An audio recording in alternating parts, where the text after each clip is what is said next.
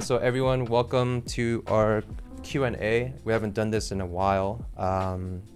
So I'm kind of actually glad to kind of have a new face on board. So I'm happy to introduce Steven, who's coming here from Blizzard.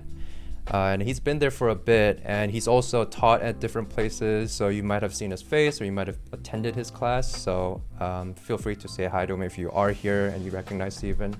But yeah, let's get started with this introduction of Steven, like how you got here, or how you got to Blizzard, and just kind of like your, who you are. Yeah, for sure. Let's see. I've been at Blizzard now for maybe almost about 5 years, maybe a little bit over 5 years. I started at the cinematics department. I was there for about like 3+ years. Then I made the switch over to the game team, onto the Overwatch team. But before that, I was doing a lot of work in like advertising for games and film, VFX stuff. And even before that, like when I first started out my career, I was doing a lot of like previews for film and stuff like that, actually. And it was during that time when I was working in previews and I was working in like marketing and stuff like that, um, coming back full circle to like the teaching stuff in that, um, I wasn't I wasn't learning enough of what I wanted to learn Hmm. on the job, and I was quote unquote treading water. Hmm. I felt like there was a lot to learn at the job that I was at, and I tried to soak up as much as I could, just because that's what I like to do. Hmm. But it wasn't enough of what I wanted to learn, right? Which was specifically like advanced character animation and stuff like that. And so that's when I started doing like night classes, and I started doing like online classes and stuff like that. And I remember how strongly that had an impact on me.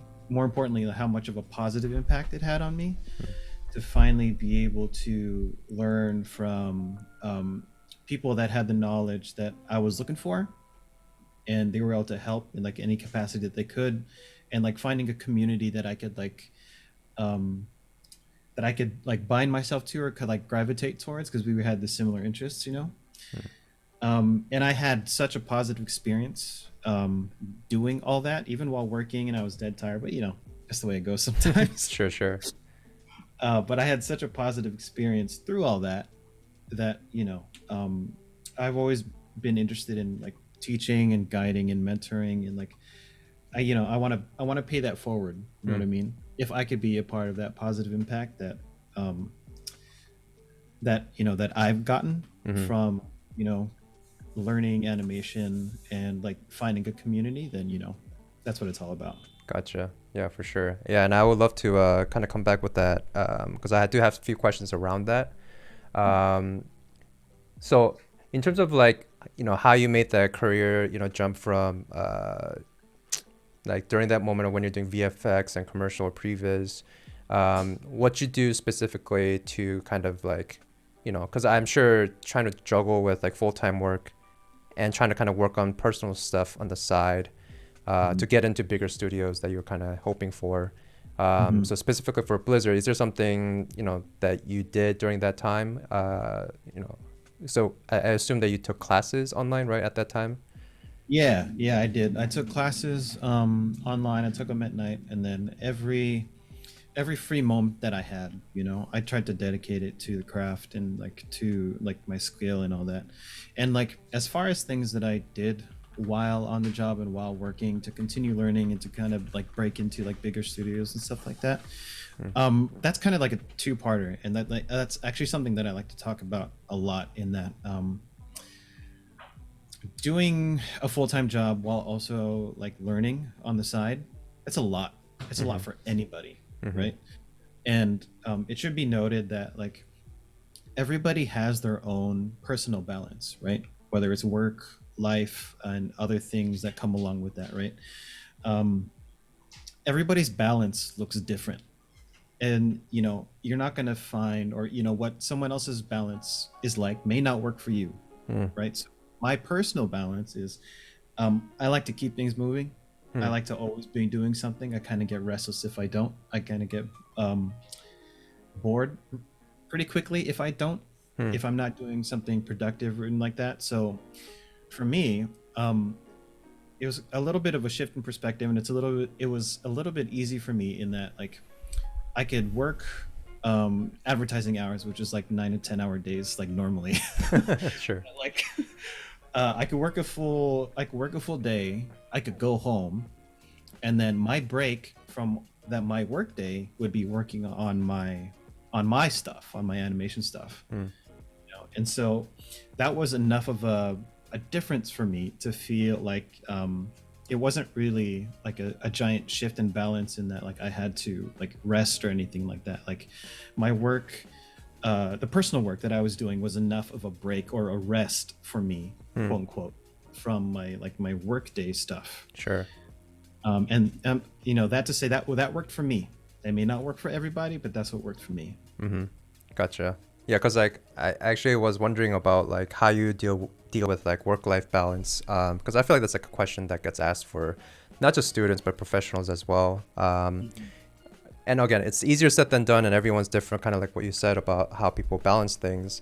Um, but specifically towards students, I know like a lot of students talk about feeling that burnout even as a student. Um, and I'm sure you felt that way too when you were a student before.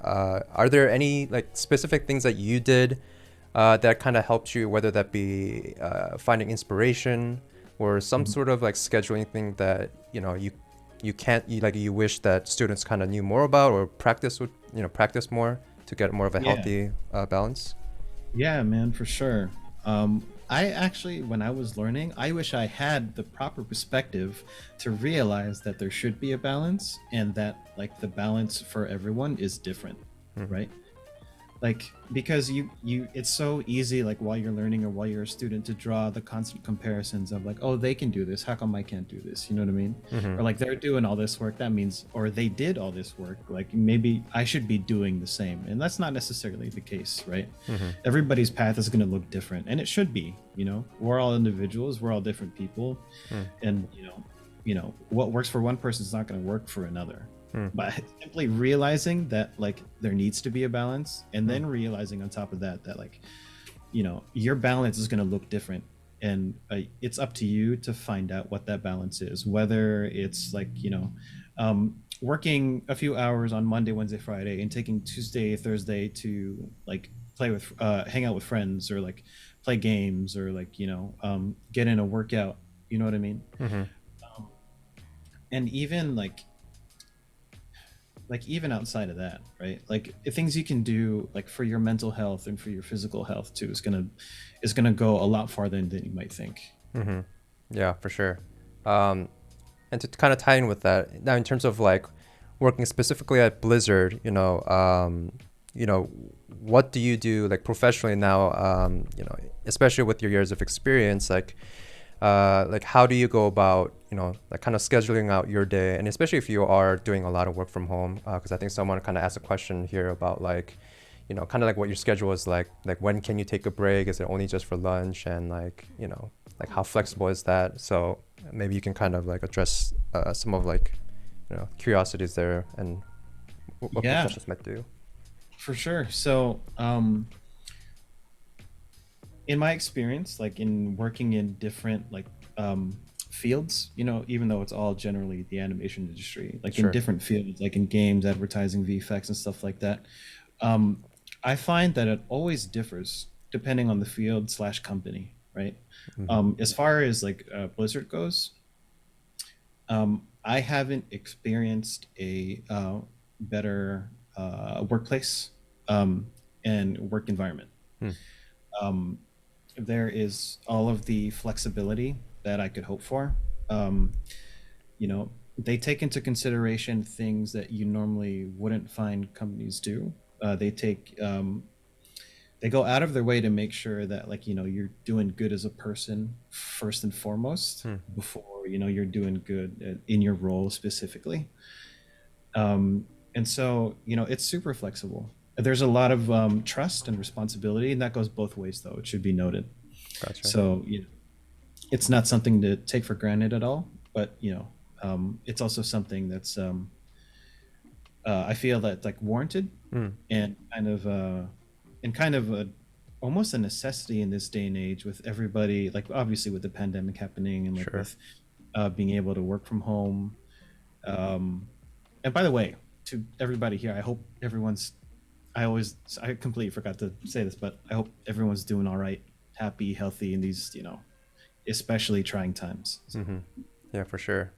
And kind of tying with that, since we were all kind of new to this, like, kind of working from home during a crazy pandemic, are there any things that you did or learned, or like, I don't know, either whether that be you picked up a new hobby or did something new of like how you made your workplace at home more comfortable, or are there any like interesting that happened during the pandemic that whether that be positive or negative that you've learned or had fun with? sure.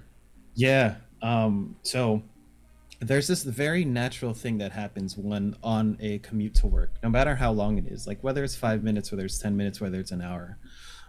There's a very interesting thing that happens kind of like automatically or subconsciously in that, like on the way there, right? Like there's a shift in your mood, in your perspective, in your mindset when you're on the way there. And when you're there, it's easy to keep locked in, right? Like Mm. this is work, this is home, Hmm. right?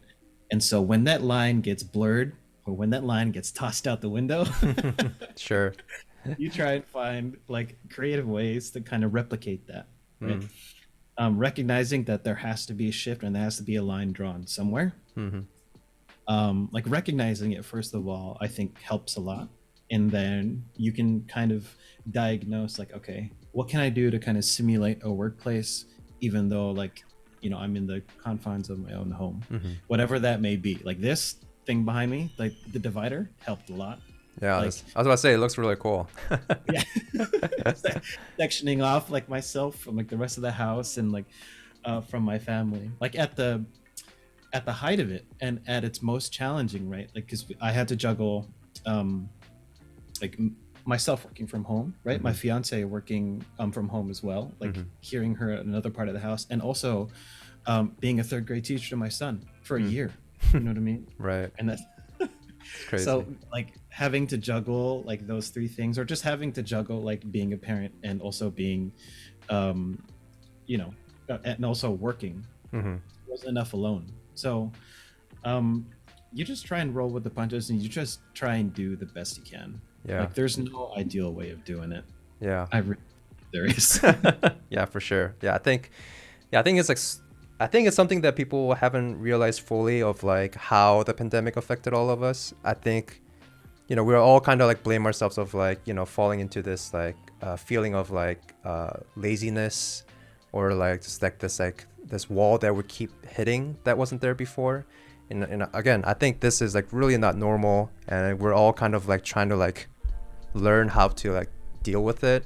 So I think it's super interesting, how you pointed out, like trying to make that divide more clear of like workplace and home life, because I think that's something that I've struggled with as well, especially if you hit crunch for like a project or something and you're like Goodness. spending hours and hours in that same environment that you call home, which is Mhm. also now your workspace. So I Mhm. think for me, yeah, for sure, like that was a huge challenge. So I can, and especially now, you're dealing with your family as well, and it's trying to be a dad as well, and yeah, I'm sure that was like a huge challenge for you. You know what's funny about that? In that, like, you spoke yourself about like spending a lot of hours like during crunch, Hmm. um, in the place that you normally, quote unquote, the place that you come back to like be away from it and kind of decompress. Hmm. And that, oddly enough, like it'll work both ways, a little bit dangerously. So Hmm. you got to keep that in mind too. You know what I'm saying? Right. Like, like I mean, we're animators, right? We Hmm. have the best job on the planet. There's Right. no more rewarding experience than animating, right? And Hmm. so, um, as awesome as it is, like when you're not in that state of mind, or you're not in that stage of production, you gotta when it's right at your fingertips, you gotta make sure to step away from it, Mm-hmm. even when it's so easy to just keep going because it's right there. You know what I mean? It's Right. literally a few steps from you all the time. Right. Depending on like how passionate you are about it and how drawn you are to it, it's it could be difficult to step away and like put it down. You know what I mean? Yeah, for sure. It's funny you mentioned that, because I'm now realizing like I feel like I definitely fall into the trap of that, of like how accessible work is. So like, you know, and then all our communication is done through Slack or whatever, and it's so easy to just get an email and you like see it and a note comes in and you're like, ah, you know, I could just tackle this right now, you know. Versus when you're at a physical workspace, you know, you just leave it and come back tomorrow and just have like a nice, clean, fresh start. So I feel like definitely like kind of how you pointed out, it's like you get into that dangerous territory of like, because it's so accessible, it's so much easier to like ghost hours in a way that you don't really notice, right? Yeah. So Yeah. that is really scary to think about. Yeah, Um, for sure. yeah, But yeah. again, that comes down to like the balance, right? And I wanted to mention in finding a balance that works for you, right? Mm-hmm. You don't, not you specifically, but Sure, sure. respectively.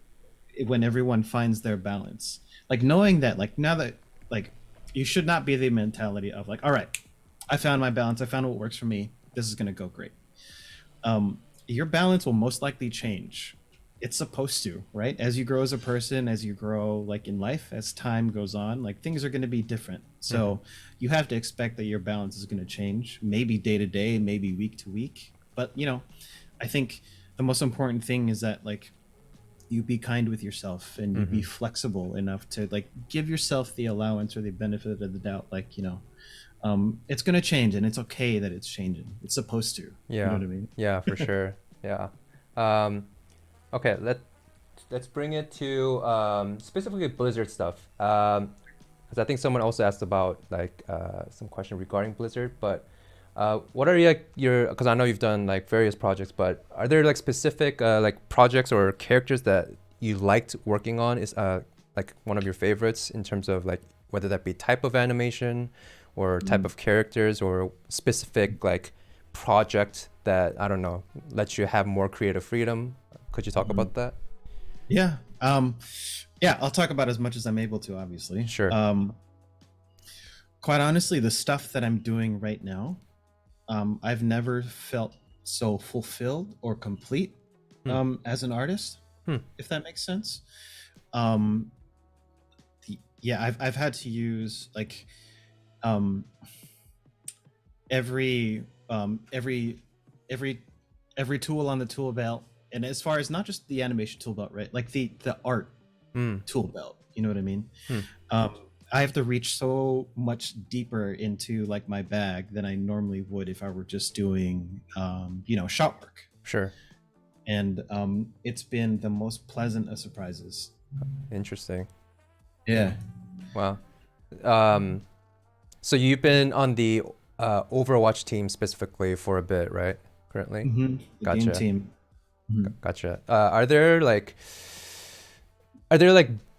kind of like what you mentioned about like kind of using like different type of tools and like type of different type of brain to kind of work on these. I don't know. Is there like a that clear difference of like how different it is from like a how you would like approach a shot work versus specifically more animation specific kind of work? Yeah, absolutely. Yeah. Gotcha. Like as far as like creating like, because there's a whole side of like being a game dev that like is an unknown to most animators, right? There's Mm-hmm. like a whole different side of that that like not a lot of animators understand or want to understand or don't understand quite yet, Mm-hmm. right? Because quite honestly, like the easiest part of my job is the animation part, Hmm. only because like I know how to answer those questions. I know how to like I know how to get like the exact performance or like the exact feeling that I want out of my animation, Mm-hmm. right? But like looking into the dev side of things, there's so many more variables and there's so many more questions Hmm. that I have that are unknown to me, Right. right? So in finding those answers out, there's a lot of learning, and I love to learn. Mm-hmm. There's a lot of learning, and there's a lot of collaboration, Mm. and I love that aspect of it, and I love the team that I work with, and yeah, it's great because you know, as opposed to doing shot work, um, I'll use, as far as my like work animation workflow process goes, Mm-hmm. like I actually am pretty flexible in the way that I approach my animation. I don't always do step blocking. I don't always do layered animation. I'll use whatever workflow will lend itself best to what I'm animating, Mm-hmm. right? And so, in that kind of approach, it's a lot easier for me to kind of eliminate variables or to eliminate questions, right? I'll try and get all my answers questions before I even jump into Maya. That way, by the time I'm in Maya, it's just execution, Mm-hmm. right? Right. And so, but you know, with game dev, I I can't do that. Right. Right. Yeah. But that's the part that's so much fun about it, you know? Right, right. Yeah. So is it like that? Because I'm sure there's like always that limitation of like, what you can do or can't do in terms of like what would feel good in a game versus in a shot, how you would have approached it in a shot. Like, do you find that limitation like I don't know, like a kind of fun for you in the sense of like figuring out like what would have worked in shot work versus what actually needs to happen for a game? Yeah, yeah. So in the exposure that I've had up to this point, like that's actually where a lot of the fun comes from. Hmm. Like in figuring out, like, okay, I know the number of ways that we could solve this if it were shot work, but Mm-hmm. it's not. We need Mm-hmm. to chase this feeling, but we can't go down that same road. Like, what are the other roads or what are the other avenues that we can take in order to arrive still at that same feeling? You know what I mean? Right, right. Gotcha. That's where a lot of the fun comes from. Mm-hmm. You know, and like I said, it's like it's a journey, and there's a lot of learning, and a lot of collaboration, a lot of exploration. But um, that's the fun part. You know Mm-hmm. what I mean? Yeah, yeah, for sure. And it's funny because like there's always students who kind of bring up the idea of like, oh, like I my reel is like all for a feature film, but might as well I guess I could just apply to games as well. And I always kind of have to remind them, you have to be very specific towards like obviously every studio you apply to, but more importantly for games, like you really want to make sure that like kind of what we talked about, like understanding the limitation and kind of, like how it would work in a game, even though you don't necessarily know as a junior, like how to actually put it into an engine. But, like, do you have any tips about that regarding like Yeah. students kind of applying to, at game studios or specifically Blizzard maybe of like what Yeah. what you would advise and what you prefer to see versus what Yeah. Yeah. students are currently doing or have made mistakes of? Yeah, for sure. That's a multi-layered question, right? And like Right. I'd love to dig into all of that kind of stuff, by the way, because it's information now that I realize, obviously, and that I've like gathered over the years and like experience and talking to people and stuff like that. But like when you're learning, like you have no window into that kind of insight. And Mm-hmm. so like I feel like topics like this are really fun to talk about, but hopefully they're also really insightful to whoever, to whoever's watching, but also to like whoever can learn from it or is open to learning from it, right? So Right. the number one thing, obviously, that you want to focus on, because there's so many variables when it comes to landing a gig or landing your first job, like as an animator, right? There's so many things that are out of your control, right? Right. But the one thing that is under your control is the quality, Hmm. right? So obviously, like, oh, and maybe not so obviously, but like it begged to differ that that's the number one thing that you should chase over anything, no Hmm. matter where you're applying to, right? Mm-hmm. Not the quantity, but the quality. For sure. It doesn't matter so much how much you have. It just matters that what you've got is good. You know what I mean? Right.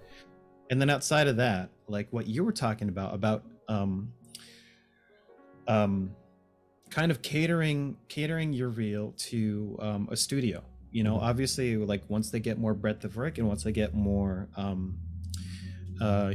once they get more work under their belt, they're going to be able to tailor their reel a little bit to like, okay, this is the one I'll be sending here, this is the one I'll send to here, this is the one I'll send to here. Mm-hmm. There, that goes a long way in showing thought process, and that goes a long way in showing that like you care, you want it more, and Mm-hmm. you're not just trying to like you're not burst firing your reel to to wherever you can send it, you know what I mean? Right. But I think one of the things that students can really keep in mind when catering a reel or whenever they're putting together a reel, especially if it's for like a field that's as different as games versus like film or like cinematics or something like that, right? Mm-hmm. You want to take a step back. You want to look at it objectively, right? And you want to ask yourself the question of, okay, based off of what I'm watching, right? You're the reel. Mm-hmm. Based off of this reel that I'm watching, what is this reel telling me about the person, right? Okay. So let's say, for example, there's like body mechanic shots, maybe there's acting shots, right? Like first and foremost, like, okay, if all I'm seeing are shots on the reel, they're looking for shot work, right? Mm-hmm. Two, if there's a lot of body mechanics, okay, this person is good at body mechanics, right? And then like with everything that you add, but more importantly, everything that you don't add, that's all information that we, as like the people that are viewing the reel, are getting. Mm-hmm. So if there's nothing on the reel that's letting us know that, for example, like really high level, if there's nothing on the reel that's showing us that you're interested in games, or you're not thinking like a game developer, or like thinking like your animation is tailored for a game or created for a game, then the only takeaway that we can get from it objectively is that maybe they don't like games very much. Right. It comes as like as simply as that. And I find that's like the best way, because like I find that like some people have a hard time cutting things off of their reel. Sure. Right. I feel like looking at it objectively and like trying to pull the takeaways from it is the best way to like cut stuff off of reel. In that, like, okay, I have a character jumping and running and rolling, and then in my other shot I have a character jumping and running. Like, you don't need to tell us the same thing twice. Like, we get it. You got it. Right. Yeah. Going off of that, are there like type of reels that you've seen from students that kind of like surprised you, or like you wish that you would see more of? And like, could you give like an example of what you did see, so that kind of people watching might kind of chase after that type of reel that you would love to see more of? So in terms of like game development, obviously the number one thing that I think is way more valuable from an animation perspective is just showing that you have the mindset outside, or you're thinking more of just like the animation. You're thinking of how it would feel to the player. You're thinking of like how it would affect the game, or how it would affect other departments upstream and downstream.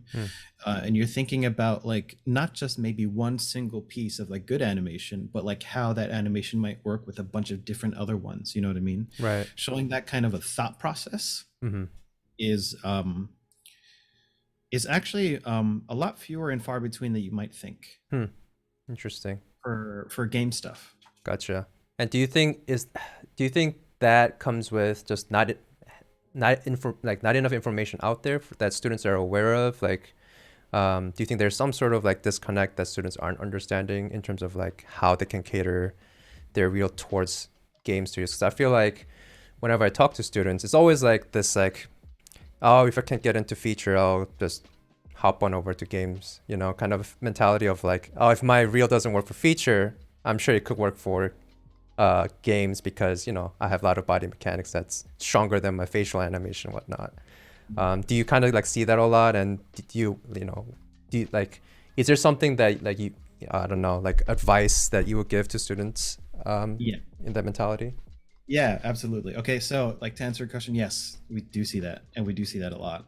And it's obvious when it happens. And approaching it with that kind of mentality is very telling. And it's like I said, we can tell right away. So that's the wrong approach to take. I'm sure you wouldn't do that vice versa. Applying to maybe applying to a different type of field in the animation industry. So don't handicap yourself even before you've you started the race. You know what I mean? Right. Definitely don't do that. Gotcha. It shows. It shows, and it's pretty obvious. Yeah. Gotcha. And also, to answer your question, yes, I think it's probably due to the lack of information out there, right? Because when people think about, or when students even think about like putting together a reel for like for a video game, right? Like, oh, Mhm. I'll do some cycles, I'll do like a combo attack, all Mhm. that. Like, sure, that's great, but that's probably like 30 to 40% of the puzzle. Mhm. There's still that 70 to 60% that we need to see some insight of, and even a little bit of like, even a little look into that window of like you guys thinking about that is going to go a long, long, long, long, long way. Right. And I also think it's due to like the role of like a game animator Mm. is different per studio and per team, Mm. you know, because there are definitely places in where like, it's very much like I'll animate this run or I'll animate this cycle something and then I'll hand it off and then they'll worry about it. And then once it comes back to me, if I got to fix it, I'll fix it and then I'll kick it back, Mhm. um, our roles on like the Overwatch team are not like that. Hmm. There's a lot more responsibility and there's a lot more accountability. Mm. And with that comes a lot of freedom, but also a lot of you know, um, with great with great power comes great responsibility. Sure.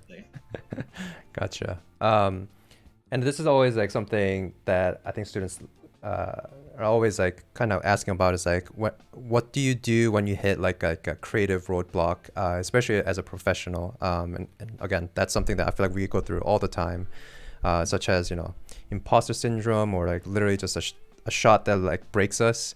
Have you had those moments, and could you like describe it of like how you dealt with it, and like what would be your advice for students who might face that one day? Yeah, there are a couple ways that you can do with that. Like now knowing and having gone through that, like Mm. um one, hopefully you guys don't experience it as like harshly or as toughly as people have in the past, because there's a um you know it's no good for anyone, no good for your mental health, and no good for like anyone you're working with. So hopefully I would hope that you're kinder to yourselves.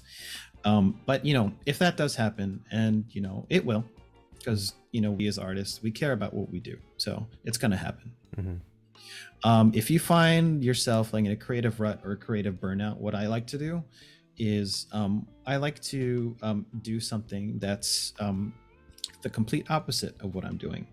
um, I'll go as far as that. I normally don't have to, Mm. but let's say like I've been like animating something and like it's burned me out, right? Mm-hmm. Stepping away is number one, Mm-hmm. because like you realize like when you're burnout, that's just mental fatigue, right? Mm. That's either mental or physical fatigue. So you would treat that the way you would normally treat it like if you experienced it anywhere else. Mm-hmm. So like physical exercise, like literally getting away, and like you know clear divisions of like work and like personal life, like spending more time on like personal stuff and away from like work stuff. Mm-hmm. And how far that departure is really up to the person, right? Right. Like whether they can animate on something else and that's enough, or whether they have to step away from the computer or the pencil altogether and that'll Right. be enough. Yeah. um and as far as like inspiration goes, like I love when there are other art forms that overlap the art form of animation. Hmm. There's so many places that it overlaps with. Like looking for inspiration in like the most unlikeliest of places Hmm. will like kind of, it fuels the fire all over again. Hmm. Gotcha. Are there have there been like shows or movies or games that that inspired you as of late? Let's see. There's some well, let's see. That's a tough one, man.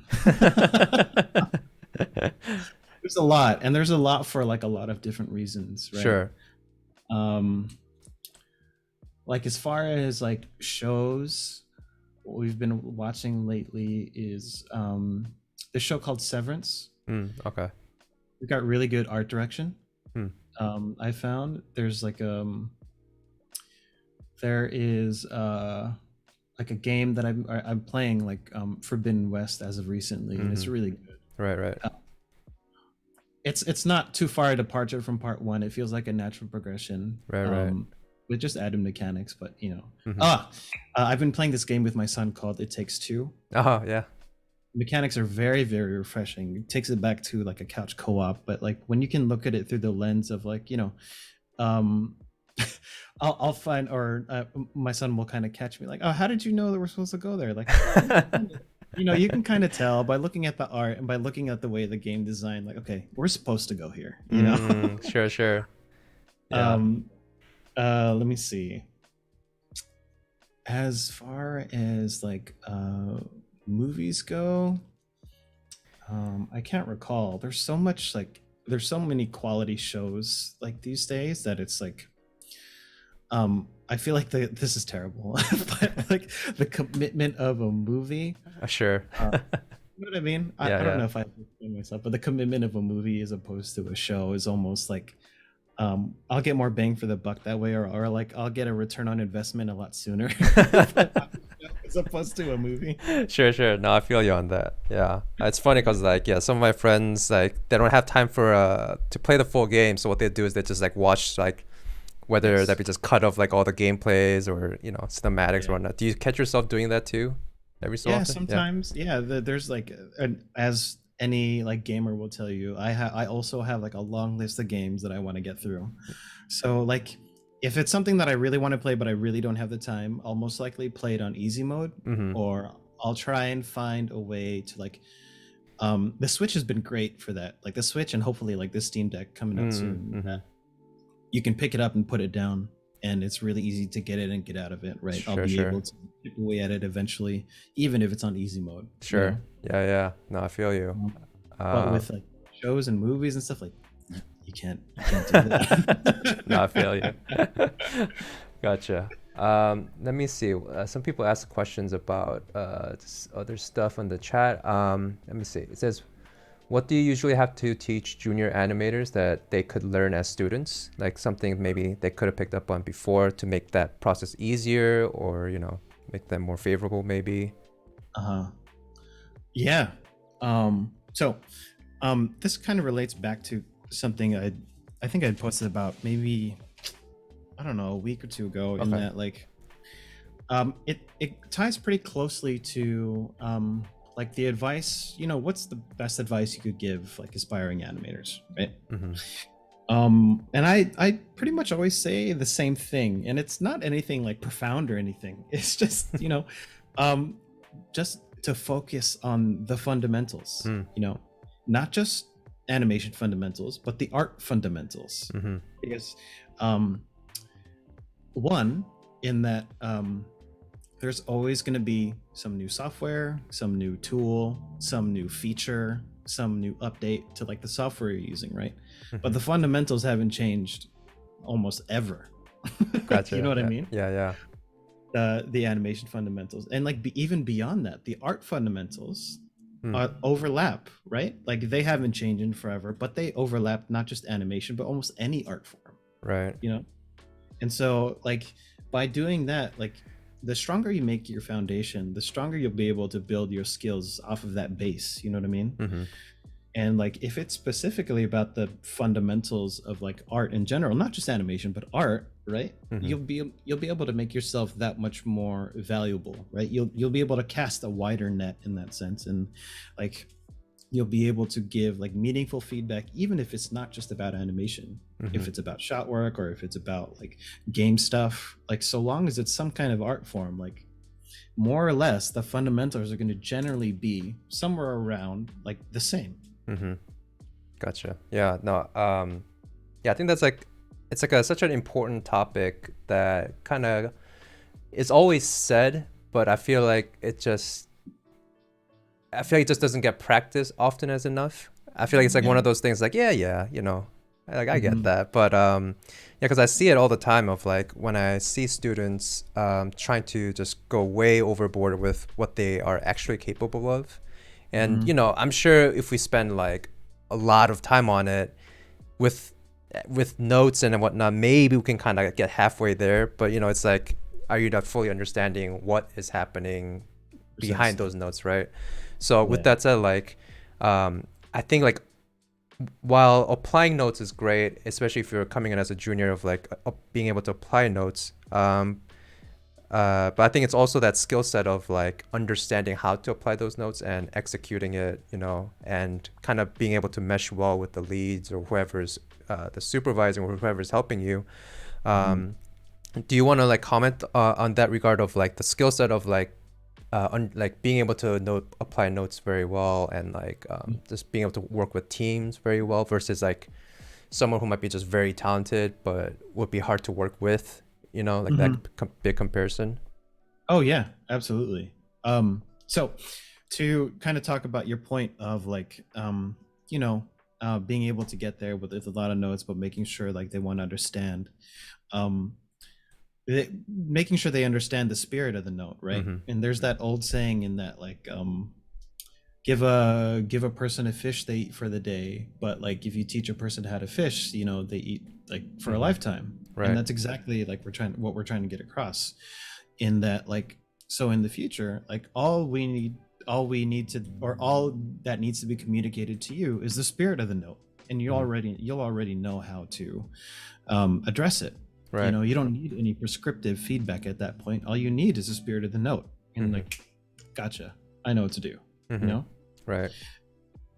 Gotcha. And like, so as far as working with someone that's like talented versus like um someone that's like easy to collaborate with, Mm-hmm. open, you know, somewhat personable, um the person with the good attitude and, you know, is always going to win out, always. Hmm. Always, only because like um what we do is like so personal, you know. Mm-hmm. Like we're artists at the end of the day, and we're creating art, and it's like, working with someone that's not willing to work with you, Hmm. it's just bad vibes, man. You know, no chemistry, and like the better the chemistry, like the better the work's gonna be. Right. And it's really clear when it's not. Yeah, yeah, for sure. Yeah, I think and I think students need to understand like even when you're in class, like not that you have to necessarily like apply every single note that your mentor tells you, but I think it's also just making sure that you present yourself in a way where you're like willing to collaborate and willing to listen, right? Because again, we're professionals, like we know people, and if someone asked us like, "Oh, you've taught this person before, like how did they do?" right? And then we'll always remember, you know? Mhm. So, could you speak That about comes that up a too? lot. Oh yeah, yeah, that comes up a lot more than you might think, actually. It actually comes up a lot more than people may not realize, actually. Hmm. So you know, again, you don't want to handicap yourself even before you started the race. Hmm. And you can kind of think of like the relationships that you build, even like during class, as like if not potential relationships to kind of cultivate, just because like, you know, you guys are on the same journey. Like, why wouldn't you? Mm-hmm. You know. But aside from that, like, if at least or if anything, like it'd be good practice to like build a bridge and like, you know, um extend yourself and like keep yourself out there, and not um you know, not represent yourself in a way that like people wouldn't want to work with you, you know. Right. Exactly. Let's see. Let me make sure that we answered all the questions that we might need. Um, yeah. Okay. Maybe just to kind of like take a break from the questions, should we Sure. switch over to some of the things that you might want to share in terms of like some of the lessons that you prepared? Yeah, yeah, we totally can. Okay. um Yeah, we don't have to go through like every single one, whatever you prefer. yeah, yeah, yeah, that's cool. Yeah. um yeah, this is found to be, or like this is or I guess we're gonna, okay, cool, we're gonna pull up sync sketch, cool. Mm-hmm. Yeah, so one of the methods that I use to animate, and I don't know, I'm sure you may have seen this in some form or fashion. I don't know what it's actually called. I call it this, like the sing along ball process, because that's what it looks like to me. Sure. And it's something that I actually didn't know that other people did this too. It's something that I've kind of just adapted when I was learning animation. I started learning in 2D. right? I started learning 2D animation. This was the best way that I could jot down like what I was feeling or what I was thinking, like as soon or as quickly as I could. And so what I would do is, you know, the assignment, once you're given a shot or whatever, you do all the homework, right? You think about the character, you think about what they're doing, where they've come from, where they're going, what they want, all that stuff, right? What's keeping them from getting there, and like you take into account like the physical limitations. You do all the homework, and then hopefully once you've done all of your homework and once you've done all that stuff, you'll get a sense, you'll kind of feel a sense of like what you want it to feel like, right? What you want it to look like. And like if you could hear it in your head, you know what it would sound like. You know what I mean? And so like I kind of try to hone in on that feeling, that gut feeling that I'm getting. I'm a very like gut-based animator, if you guys haven't told. I like to wave my hands and draw stuff, but I kind of try to hone in on that feeling, and I animate a ball, pretty much representing like what I want. So that's basically what this first clip is. And like this kind of goes back to like if you were to describe in sounds like how like a ninja would run, right? Like you hear it in your head, you hear the tick, tick, tick, tick, tick, you know what I'm saying? Yeah, for sure. Everybody does. Or like if you hear like the way like a robot, like a giant robot like stomping through the city, you'd hear, right? You know what I mean? So honing in on that like kind of feeling and those sounds, there's actually like a lot of specificity that you can draw out of that. Like just from that description that I'm giving of those sounds, right? You get an instant idea of timing, of spacing, of the weight of the character, of like the speed the character that's going at. You know what I mean? Right. There's a lot that you can pull from. So like if I were to animate like the sounds that I would make to describe a shot that I'm seeing in my head, I would put that on the ball. And then so I have as a demonstration, this was, I can't remember when I did this. I think it was like 2017 or 15, something like that. Anyway, I did this purely like demonstrative, right? So to describe this obstacle that this character was doing, like I did it through a ball first, and you can see that, oh, I have a stroke there, my bad. And then you can see how that would correlate to like the actions that I have in this, like in this, it's stepped, in this stepped animation. Oh, cool.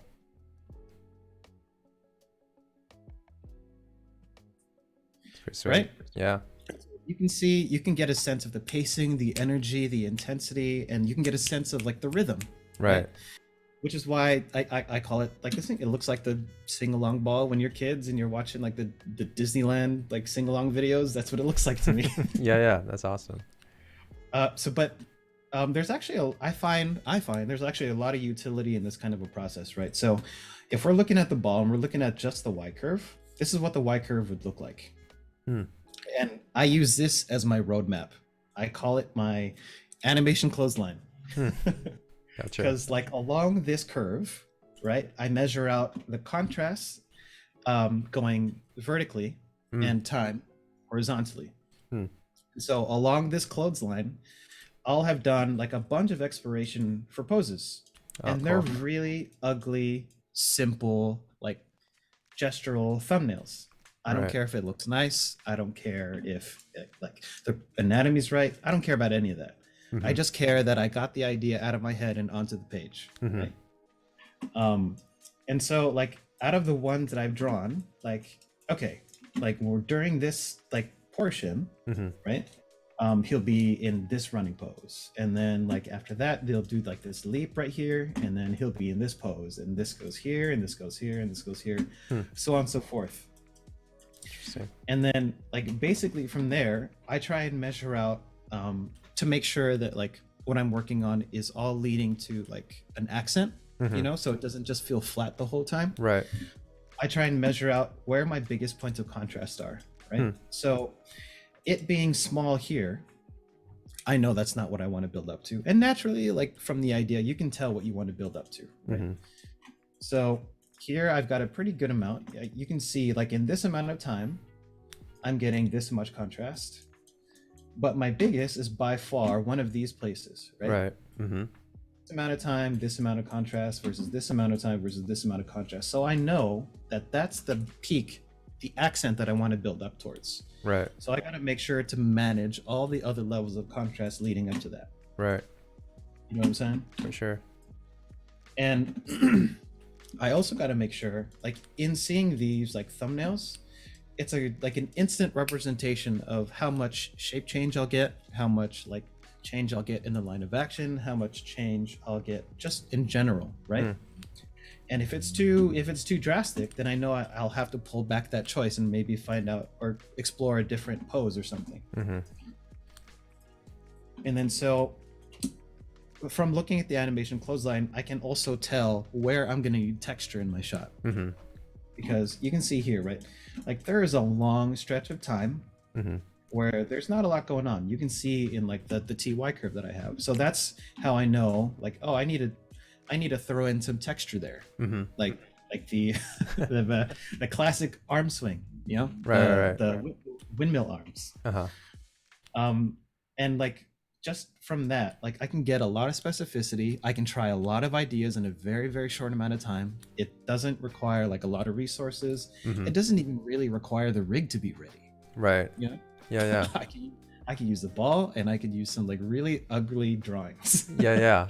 No, this is awesome. Do you then, as you're planning this, do you also keep in mind of like after you do the ball, like do you like come up with any idea first in your head of like the character is like going to a destination or whatever the idea might be? Because in terms of like when you're sketching out these poses, you know, like are you thinking about the moment in time of like when this would take place in your idea, or are you just coming up with it as you go? So generally, like ideally you'll have the idea already. That's part of the homework part of it, right? But as far as finding like the exact pose that I want the character to get into, sometimes I don't know, right? So what I'll do in that case, like, okay, let's say I don't know that I want him to go into this pose right here, right? I know where he's coming from. I know where he's going. So based off of that information, I can formulate like educated guesses as to where he can end up right here. You know what I mean? Gotcha. It'll kind of limit the box and prevent me from spending too much time like trying to figure something out that I don't need to spend a lot of time on. You know what I mean? Right. And then within that, like how much of a reference do you shoot like to either figure out some of the mechanics, or, you know, is it just like, do you cut up into different pieces just to kind of make sure that you know what needs to happen, or do you just kind of think about it in your head? So as far as like video reference goes, this will differ amongst everybody obviously, but I actually don't use video reference very often. Gotcha. Well, okay, I'll say this. I don't use it in the way that like a lot of people may do these days in like retiming reference and like putting together like a supercut that they can follow, so on and so forth. I'll have a collection of reference that I'll absolutely look at. But when I look at it, or I'm sorry, when I look at it, it's more so when I'm confronted with a question while I'm working that I don't know the answer to, right? So let's say, for example, that I'm going through and I'm animating like something around here, right? I'll be going through my poses and I'm like, wait a minute, like what's this foot doing here? Or like, where's the weight during this section? That's when I'll go back to my reference and I'll find out the answer. You know what I mean? Yeah, for sure. No, that's cool. Yeah, and I think like this whole graph is like really cool to see. Was like, I think texture and like the whole aspect of energy is something that's so important, and I think that's often kind of like forgotten because of the fact a lot of times when students are kind of learning animation, you know, they learn that reference is like king, which a lot of times, you know, it is, but I think they also fall into this trap of like not being able to move away from reference, and, you know, they have to stay like frame by frame. So a lot of time it ends up feeling even, right? In terms of like, because we just timing wise very similar to the real time of like what we actually might be going through. But yeah, and you breaking it down this way, I think like it's an awesome approach of like kind of like really like seeing like in the most simplest form of like, kind of like a roadmap of like, this is where you can go and how good it could feel versus just seeing from the reference side of things. Because again, when we act it out, it always going to feel somewhat even because we just don't have the manpower to act super fast or like super strong at times. Yeah, that's cool. No, absolutely. So on the topic of like texture and stuff, I remember when I was learning, I had a very tough time layering in texture. And that's because I wasn't accounting for it. Right. At the simplest of like understandings and the simplest of like learning or teaching, like of course I was having a tough time because I wasn't planning for it. Like why wouldn't I have a tough time? You know what I mean? Right. Like this helps me with that a lot. And as far as what you were talking about, like energy and pacing and rhythm, like this will give you a direct line to that stuff, right? Because let's say, like for example, I wanted to build up to a break in expectation, right? And I want to talk about that in a second, but I wanted to build up to a break in expectation, right? So as a result of that, what I tried to do was I tried to establish a constant rhythm. That way, when it's broken, I'll get that accent that I'm looking for, and I'll naturally get that texture that I'm looking for. You know what I mean? Right. Like having that like even timing or pacing. It's not necessarily a bad thing so long as you're thinking about it and so long as it's intended. You know what I mean? Right. But like unintentionally, obviously, like it's not great. Sure. But along the lines of like breaking expectations. So I actually think that's one thing that's missing a lot in student work because the very, very common exercise that everybody sees is a body mechanics exercise, right? Like a run or a jump or a clear two boxes, something like that, right? What's gonna change or what's gonna alter the body mechanics exercise like into like an action shot immediately is giving the character a goal. And so in giving the character like some kind of context, like, oh, they really want to get this thing, right? How badly do they want to get it? Like what lengths are they willing to go to, right? And what's keeping them from getting it, right? Those simple questions, like if those are answered even in the simplest of forms, will inform your choices so much, and it'll make you stand out. It'll make your body mechanics exercise stand out so much from all the other ones that we see, Gotcha. Yeah, no, for sure. I think it's like so refreshing to kind of see it kind of broken down in this way of like because I think like that's something. It's definitely a topic that always it comes up of like, oh, this is how you do texture and this is how you do energy. But it's really hard to apply for students when they already have like this workflow of like, sticking close to reference or like retiming reference, kind of like what we said. But I think just being able to play, just even within Maya of like just animating a ball bounce and just timing it in that way might be even faster than you could have thought of, like just shooting a reference for like millions of takes just to get something, to feel good. But yeah, absolutely. Like, okay, so one more thing I will say about this process, right?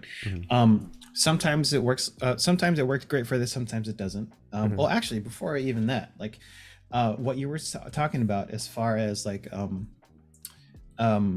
using it for assignments or something like that, like. I love using this process for shot work when you get a sequence of shots. Because more often than not, I find that like when something is off or something feels weird about like a string of shots in a sequence or something like that, it more or less, or most of the time, for me anyway, more often than not, it has to do with like the rhythm or the pacing of the energy. It's like the shots aren't talking to one another. You know what I mean? And so like thinking of this, of like shot one, wow, this is going great. Shot one, shot two, wow, I don't know why I'm getting such a delay. Anyway, shot three, right? You have a SingALong ball that stretches across all three. So like no matter what you do, the shots are naturally going to feel good together because they're already talking with one another, you know. Mm-hmm. And like by simplifying it down to a ball, right? Like if it doesn't work as a ball, it's not going to work on a character. Right. Like it's not gonna magically solve any problems with by adding complexity, you know. You know what I mean? Right. One of the things that I like to do with like this ball, I didn't do here, Uh-huh. but one of the things that I actually like to do with the ball is sometimes I'll animate more than just the TY curve. Sometimes I'll actually animate it through space, like where I want the character to go, like hitting marks, like on theater or on stage, right? I gotta hit my mark here, I gotta hit my mark here, I gotta hit my mark here. And like even that alone will begin to eliminate the questions like oh, okay, I'm going to need more time for my character to get from screen left to screen right. That's feeling way too quick. You know what I mean? Right. And it's just like on a ball, you know. Imagine like having to lay down keys and you have your character screen left and you have your character screen right, then you have your character go screen right. Imagine how much more of a pain it is to adjust that timing on a character as opposed to just on a ball, you know. Get all that stuff out of the way like now. Yeah. when it's just a ball, you know what I mean? Right, for sure.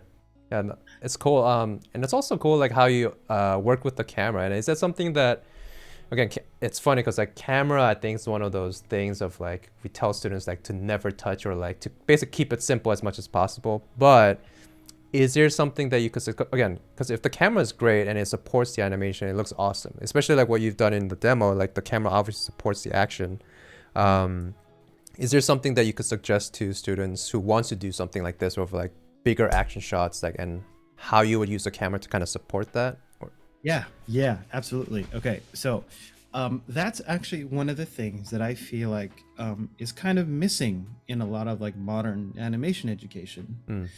That along with a bunch of other things, because like when I was learning, like way back when, I went to traditional school. Like you had to go there in person, you know, and there was a teacher and like the front of the class and stuff like that. But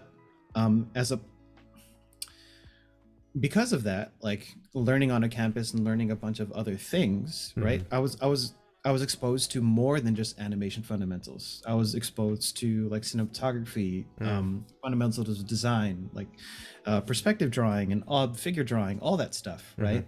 And this kind of relates to what I was talking about before, in that like all that stuff overlaps each other so closely, you know. And when you're going to like in a specialty like animation school, it's really easy to like overlook all that other stuff and just focus on this like little slice of it, you know. Right. By like whenever I teach workshops, whenever I have workshops, I always try and cover something different every week. Like for the one I'm going to be teaching, like we'll be covering camera one week, then we'll be covering like staging, composition, color theory, all that good stuff.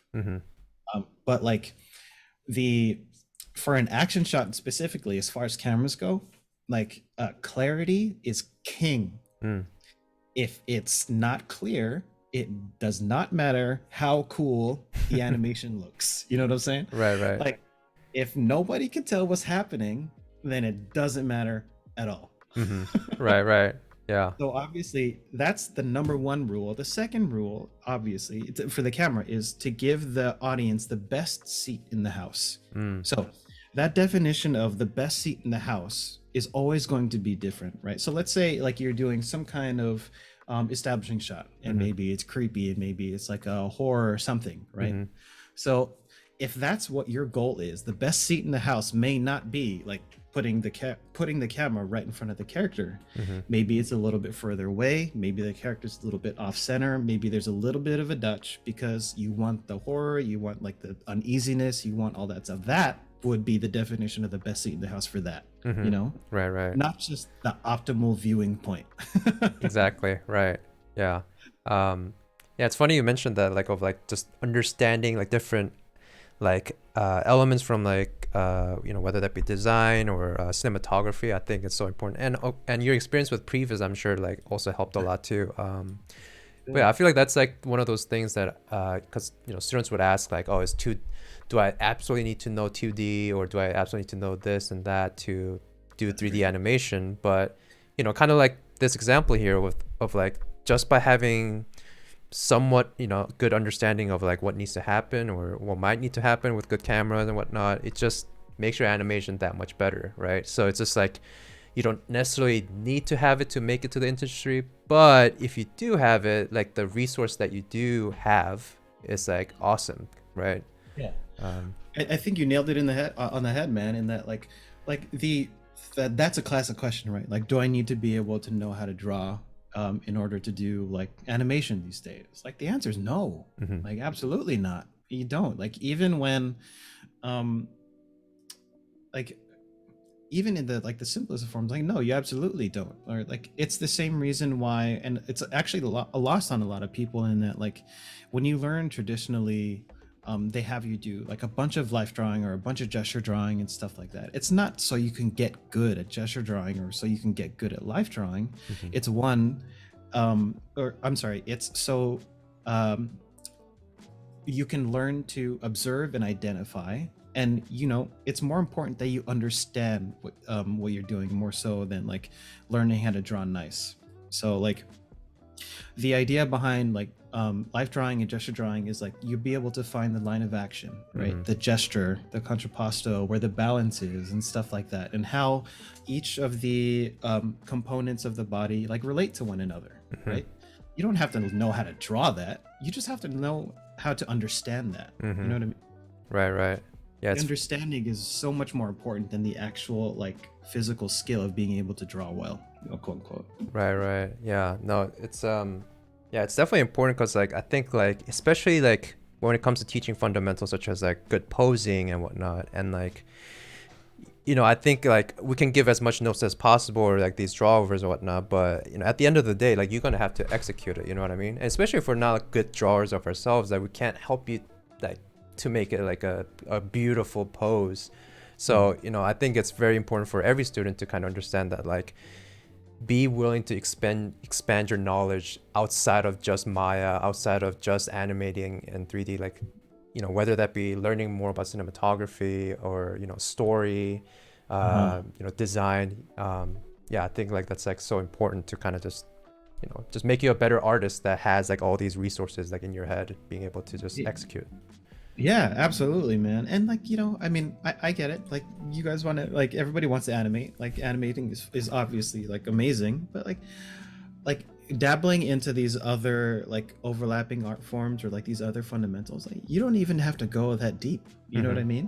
Like, Right. you could stay really surface level, and just that information alone is going to help like your animation so much. And I guarantee once people, or once students, or whoever's learning, once they start to sense that like those sensibilities are helping them animate better, they're just going to want to dive deeper into that stuff, Mm-hmm. Yeah, for sure. Yeah, and it clearly shows like when you see someone who's like knows like, you know, composition, whether that be you know, in camera space or whether that be through posing, and you can see it in their work, like you can tell like they have some like a different background, not just in animation, where it's really like helping them to like have that kind of appeal that you're like, oh, Yeah. there's something about this person that's more than just animation. And I think Yeah. that's so great to see. And I think it's like often equated to like, oh, they're a good animator. You know what I Mm-hmm. mean? Yeah. Which isn't necessarily the truth, or maybe it's not necessarily like exactly what's drawing them to their work. Mm-hmm. It may be something else, but they just they wouldn't know without having exposing themselves to that stuff. Also, you know what I mean? Mm-hmm. Yeah. Actually, one more thing before I forget. Sure. So this whole process of like a sing-along ball and like creating like an animation clothesline and stuff like that, I found that sometimes it actually works with dialogue shots too. Hmm. And specifically, if you look at a waveform, this is just like a waveform of a line, right? Mm-hmm. I think this is Gene Hackman in Willy Wonka. Hmm. You get nothing, you lose. Good day, sir. Mm-hmm. That one. Gotcha. So if we were to look at these and we were kind of to track the points along the spine of Mm-hmm. the spine of a mountain, it would look something like this, right? Hmm. And that would be, you can almost consider this your animation clothesline, right? We can identify where our peaks and our valleys are, Mm-hmm. and then we can identify like where there are or where the highest point at which we want our accent to build to, Mm-hmm. right? So we build all the way up to there and we build down from there. Mm-hmm. And then on top of that, we can naturally see where we need pockets of texture. Hmm. There's a long stretch of time where nothing's happening, where we're gonna have to fill in with some business, you know what I'm saying? Right. I found it to actually, it helps in, I found it to work in a couple of instances while doing not just action stuff. Mm-hmm. Yeah, for sure. Yeah, I think that's like a really cool thing that you pointed out with like dialogue stuff too, because like even with like subtle shots, like you said, like even in dialogue shots, like there are moments of like that peak and those accent marks that you're talking about. And it's also like that's why I recommend students to, like, when they are looking for audios, like try to avoid when the audio is just like just flat the entire time, because that's not gonna help you overall. As much as you can try to like make the animation vary, but the audio won't support it, so there's gonna be some sort of disconnect. So whenever you are looking for audio choices, like literally just break it down by waveform, kind of like how Steven did it here, of like see if there are pauses or that moments of that texture where it might allow you to like go further, right? So for sure, yeah. That'll go a long way in showing that like you can keep a character thinking, which is very tough to do. And like if there's no room in your dialogue that you've chosen for your character to do that, like it's going to be especially hard to do that. Right. And like if there's like some kind of peak or an accent that you can build up to, like when you hear it, great. And if I think like the ultimate, right, what a lot of people try and say is like try and look for some kind of gear change that way. So some kind of thought process, whether it's on a switch or whether it's over like a period of time, Yeah, for sure. And I kind of tie in with that is like, do you have some sort of suggestion in like when students are working on their shots, how they go about finding ideas, or whether that be body mechanics or whether that be dialogue? Like, are there suggestions that you have? Because like I think that's like one thing that students always struggle with, starting out with like the blank canvas, right? And I've dealt with that too as a student. So I don't know, is there something that you suggested that helped students, or something that you did that helped you? Yeah, for sure. Yeah, the blue sky is always scary, right? In that, like, I have a blank paper to draw anything I want, but that's also like the most scary part about it too, right? Right. So I've always found that like in story, right, or in writing, they say like that there's a saying of like write about what you know, right? And I've always found that to work in that, like if there's something that I want to animate or something and I don't know where to start and I don't have an idea of like what I wanted to do, even when I was a student, right, I would try and think of like things that I found entertaining personally, or things that I gravitated towards for one reason or another. Like there's a level of investment there that you'll get naturally, as opposed to like animating something to tick a box, you know what I mean? Like, oh, I should be animating like this kind of shot because it's gonna fill this gaping hole in my reel of something that I don't have, you know what I mean? Yeah. Approaching something that way is not gonna get like the natural passion that you would normally get for it, Right. you know what I mean? Yeah, for sure.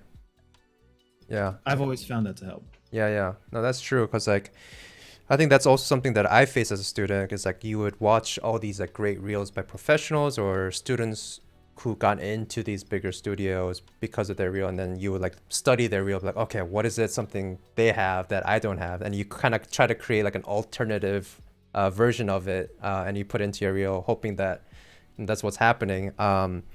And then that's, it never worked for me, obviously. So it's like, it's like, I think like you said, it's like it's less about thinking objectively in the sense of like, like thinking of these like check boxes of like, I need the specific like 2% body mechanics and then this sad moment character thinking.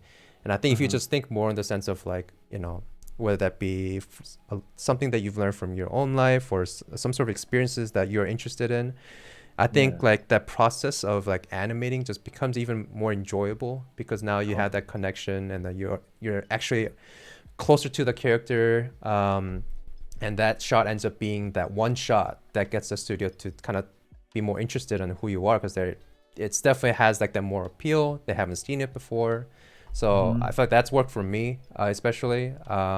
But have you seen that happen a lot? Like where that it's that one shot that, Oh, for sure. yeah. Yeah, absolutely. Like likewise, man. Like I've seen that like on a bunch of when I was learning, I saw that shot, quote unquote, on a Hmm. bunch of students' reels, and you can only equate it to like, oh, like they animated something like that because they love that, Hmm. whether it's like something about basketball or whether it's something about dancing or whether it's something about like music or something like that. Like, they clearly have some kind of um stake in it. They have some kind of like window into it that like not other people do have.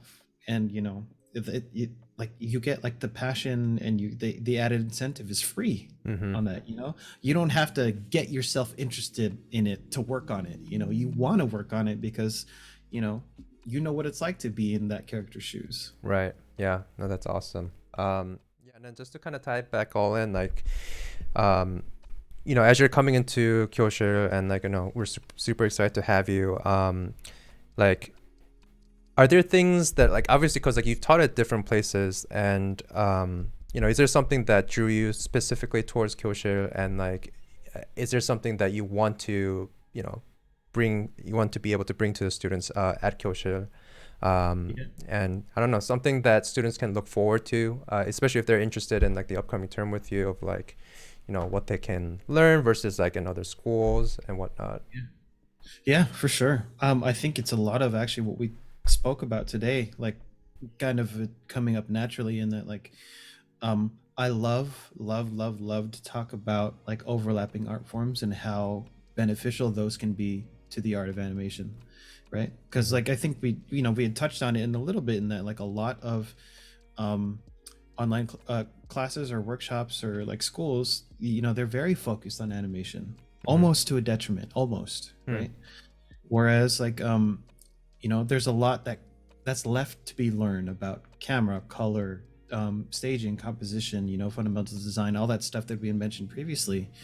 Hmm. But also like hopefully to bring about like the mindset of balance, exactly what we talked about. Hmm. Because like I wish I managed mine better, and Hmm. if I could tell someone, or if I could tell my younger self to like manage things better, Hmm. like I would. Hmm. And to help be like the positive impact upon people that that animation had on me. Hmm. And just hearing through like through the grapevine and through like some of the other mentors, obviously like a few that I've worked with, they love teaching here and they love the community, Hmm. and they love like the students more than anything. Hmm. um and like so like a bit of a like a sneak peek into like the kind of workshops that I like to run. um I like to fill I like to fill my workshops with as much info as I can possibly fit in the window of time that I'm allowed. Only Sure. because like I really want to make sure, and I really care about um the students coming away with something that's insightful, that's like useful, Mm. like practically useful, but Right. also like inspiring too, you Hmm. know? Yeah, for sure. So like I do this thing like I normally open my workshops with like animation inspiration, right? Hmm. We open the workshop and taking a look at a piece of animation together. We talk about like what we like about it. We talk about why like those certain choices that they made in the clip were made, for one reason or another. Hmm. But I think more importantly, like we talk about what we don't like about it. Hmm. That's a really big like topic that I think isn't shared enough. Hmm. Why we don't like something. It's okay to disagree about stuff. It's cool. Hmm. Right, right. And then like after that, I'll go into like I have a set lecture with like a bunch of like examples and like just on different topics, like I was saying, like composition, staging, camera, color, Hmm. lighting, all that good stuff, right? Gotcha. And then like we'll go into the critiques based off of like the assignments that like the students are doing. And then I do two things that I found that like not a lot of other men or not a lot of like workshop instructors do. Hmm. I like to do this thing. Well, actually, I I kind of hold a like a survey at the top of the workshop. In that, like, all right, I'm gonna animate something with you guys. Hmm. You know, just like you guys are bringing your stuff to me. I'm going to be animating something alongside you guys, and I'm gonna be working on it in class. That way, you guys can have questions, or you guys can ask questions. But more importantly, you guys can see me like mess up. Hmm. You know what I mean? Sure. You guys can see me like fail, and you guys can see me like work my way out of a problem, because Mm. there's so much value in that, because everything that's like put out there is like so perfect, like, For oh, sure. from blocking to final done, you know what I mean? Yeah, yeah, for And it's sure. never that way ever, Yeah. you know. And so like allowing that window, um and that, you know, that opportunity for students to ask questions, but more so to like watch me work through like a problem or something like that, I think is really valuable. Yeah. And like, you know, I'll ask like, oh, you know, what workflow should I use, or, you know, what should they be doing, you know. There's an element of like participation in that, and like kind of like fun in that too. Yeah, yeah. uh, but the other thing that I do is this thing called student choice. Hmm. So I remember when I was learning, you know, workshops weren't cheap, Mhm. and you know, and I know they're still not. So, and it was when I was learning, it was always between like, oh man, I want to learn this, but I also really want to learn that, and I'm afraid that if I learn this, I won't learn any of that. You know what I mean? Mhm. So I always hold like a poll for my students. I ask them, all right, if there was something else that I could hopefully shed light on Mhm. for you guys, what would that be? Mhm. And I let the students vote on it. And then on like, if it's a 12-week course, like on week 6, like we'll Mhm. do student choice number 1, and on week 12 we'll do student choice number 2. Mhm. You know what I mean? Gotcha. That way, you know, there's some participation in it too. And like, I want the students to feel, and I hope they feel, and like even in all the other workshops that I've been a part of, and that like this is their class so much as it is mine. You know what I Mhm. mean? It's a Right. two-way street. Like, as much as I hope they learn from me, I'm gonna be learning from them as well. Mhm. Yeah, for sure.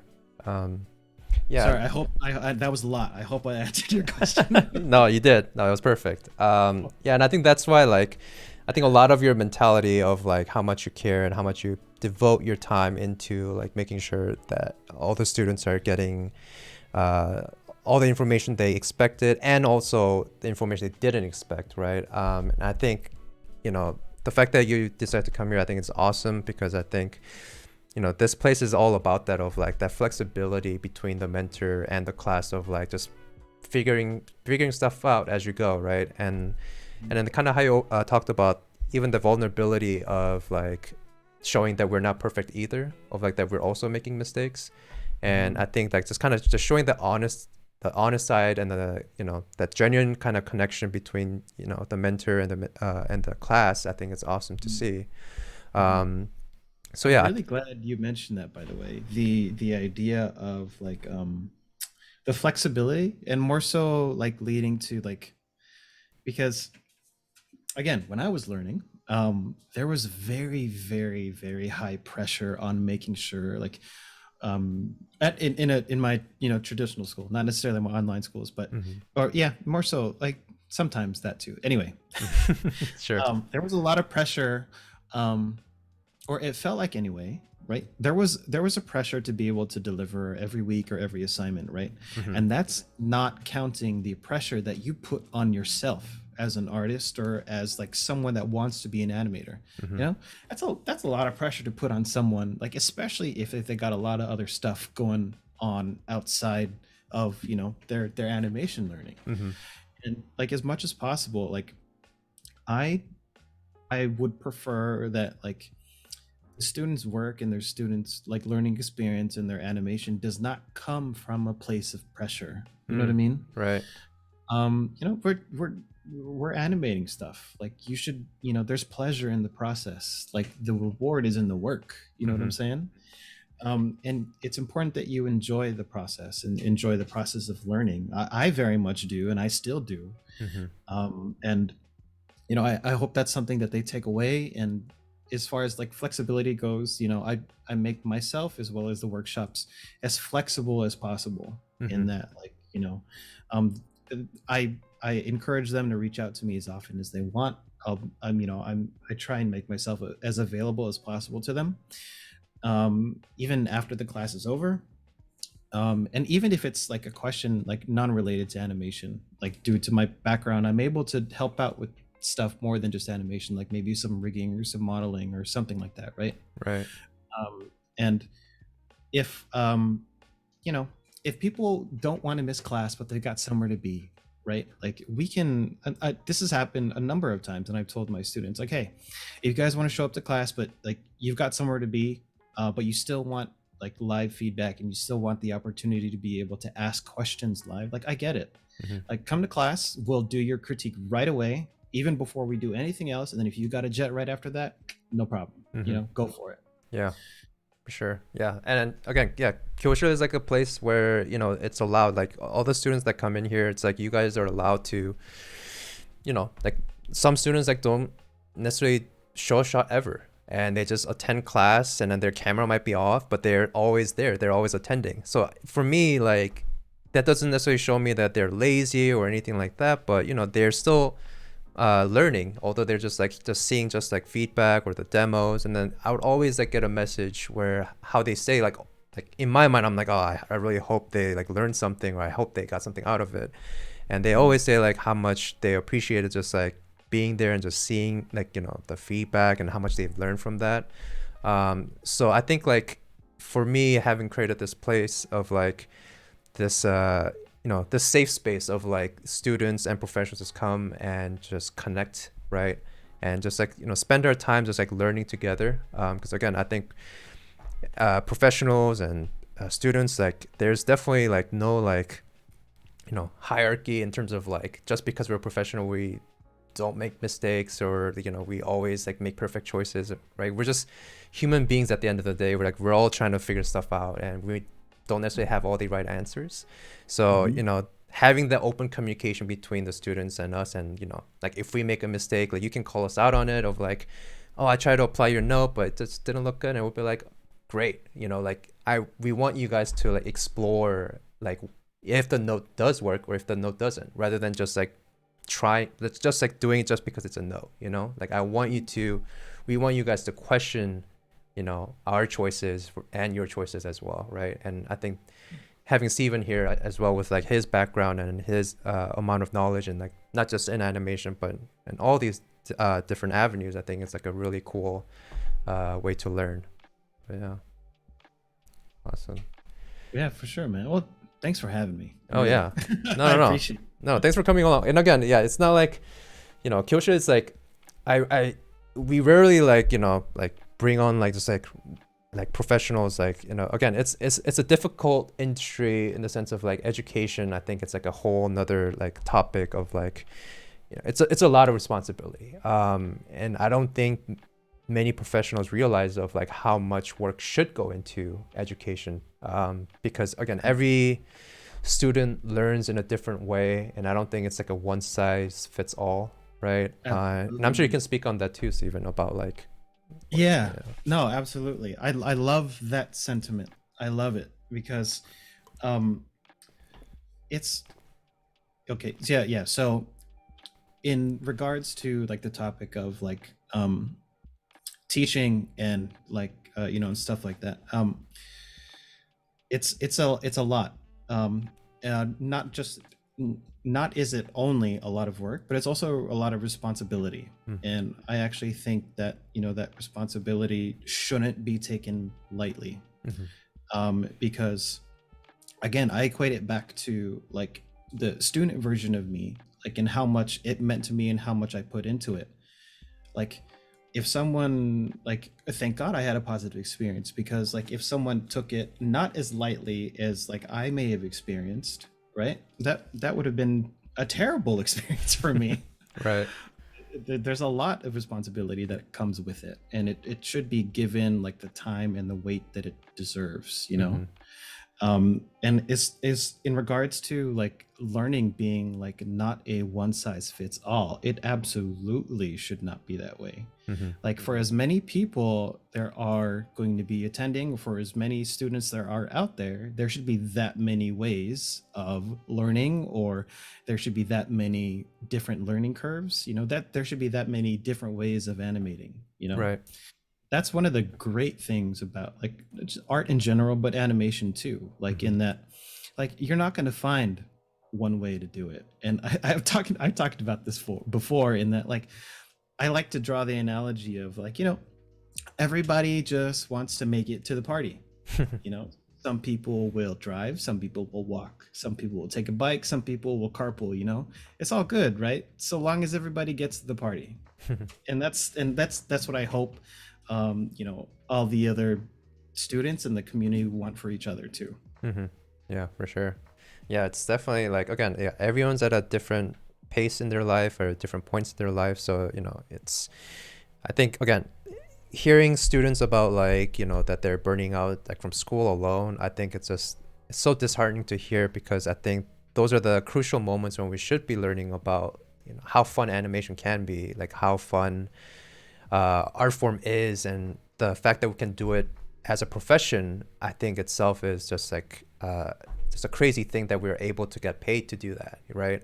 So Mm, if you're already feeling burnt out as a student, like, you're in for a wild ride, because when you get into the industry, there might be even more, whether that be financial or career, there's going to be a lot of like different stressors that come that, might make it even more miserable. So it's like, while you're a student, at least like, enjoy that process of learning and growing.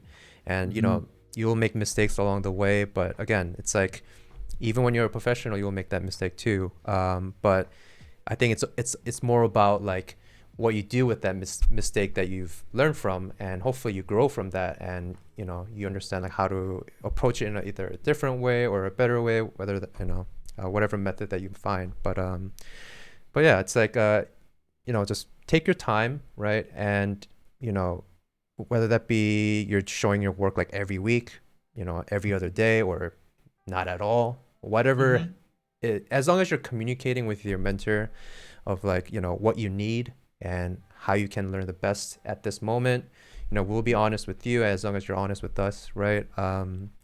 So yeah, don't be afraid to come into, especially to our community of Kyoshi. It's like, like, don't be afraid to come as you are, right? Like you don't have to be perfect. Like we said, we're not perfect either. So we'll just do our best to like provide as much time as possible and take it as serious as you are, Mhm. so that you're getting the help that you need, so that you are learning versus just trying to complete a shot. Um, Yeah. but yeah, so I mean, so Stephen will be available for the upcoming term, and our enrollment opens March 28th. And it'll be open till the entire month of April, and I think we start in May.